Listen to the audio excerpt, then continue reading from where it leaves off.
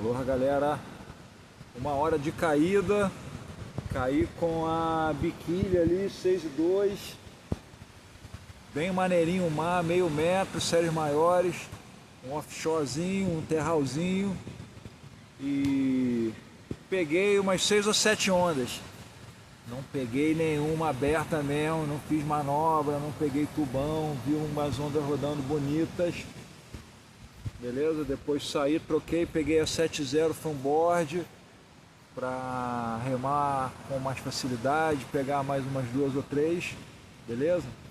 Entrando no ritmo aí, soltando a carcaça. Amanhã provavelmente tem mais. Valeu, dá uma descansadinha, seguir de volta para outra praia lá onde eu tô ficando. Aí, diazão lá com Mendes agora que ficou nublado. Diazão com sol maneiro, temperatura agradável. Valeu, galera.